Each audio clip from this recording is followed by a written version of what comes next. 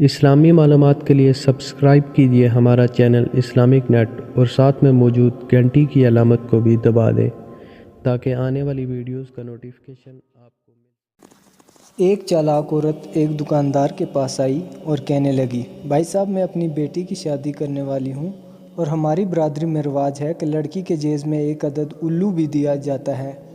تم دکاندار ہو، خیال رکھنا کوئی الو بیچنے آئے تو چاہے کتنا مہنگا کیوں نہ ملے خرید لینا، مجھے الو کی شدید ضرورت ہے، میں تم سے 100 روپے تک بھی خرید لوں گی۔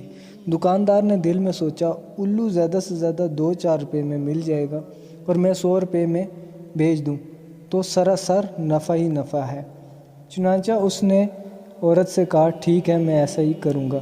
دوسرے روز اسی عورت نے اپنے بھائی کو خود ہی ایک الو دے کر اس بازار میں بیچ دیا جہاں اس دکاندار کی دکان تھی، اور اسے سمجھا دیا کہ دکاندار الو خریدنا چاہے تو 50 روپے سے کم نہ بیچنا۔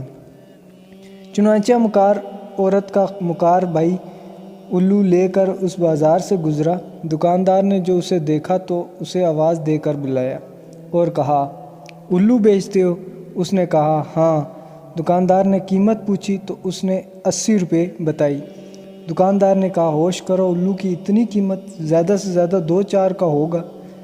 اس نے کہا، نہیں صاحب میں تو اسے 80 پر ہی دوں گا، اور اگر آپ نے لینا ہے تو 10 کم کر دوں گا۔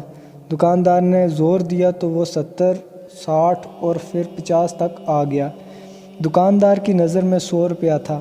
اس نے سوچا چلو 50 پر ہی لے لو، 50 پھر بھی بچ جائیں گے۔ چنانچہ اس نے نقد 50 دے کر الو خرید لیا اور بڑا خوش ہوا کہ الو جلدی مل گیا۔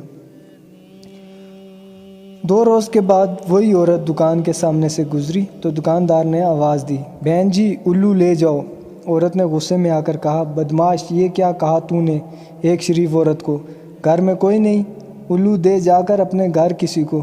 لوگ جمع ہو گئے کہ کیا معاملہ ہے؟ کہنے لگی، نہ جان نہ پہچان میں یہاں سے گزر رہی تھی کہ مجھے کہتا ہے الو لے جا، اس کی ایسی تیسی، یہ کیا لفظ کہا اس نے مجھے؟ سب لوگ دکاندار پر لعن طعن کرنے لگے۔ وہ بولا، یہ خود ہی کہتی ہے کہ مجھے الو درکار ہے، میں نے اپنی لڑکی کے جہیز میں دینا ہے۔ سب نے کہا، بیوقوف، یہ بھی کوئی ماننے والی بات ہے کہ الو جہیز میں دیا جائے؟ تم بدماش ہو جو راہ چلتی عورت کو چھیڑتے ہو۔ دکاندار بیچارے نے 50 کا نقصان بھی کر لیا اور بے عزت بھی خوب ہوا۔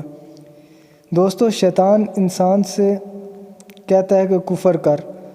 جب انسان کفر کر لیتا ہے تو پھر اس سے کہتا ہے میں تم سے بری۔ دیکھا آپ نے، اسی چالاک عورت کی طرح شیطان پہلے انسان کو بہکاتا ہے اور اسے خلاف شرع حرکات پر آمادہ کرتا ہے، اور بیوقوف انسان عیش و عشرت کے لالچ میں شیطان کے داؤ میں آ کر شریعت کے خلاف حرکتیں کرنے لگتا ہے، اور شیطان جب دیکھتا ہے کہ میرا مطلب حل ہو گیا تو پھر کہتا ہے میں تو تمہیں جانتا بھی نہیں، جو کچھ تم نے کیا خود کیا، میں تمہارے کاموں سے بری ہوں، تم جانو تمہارے کام۔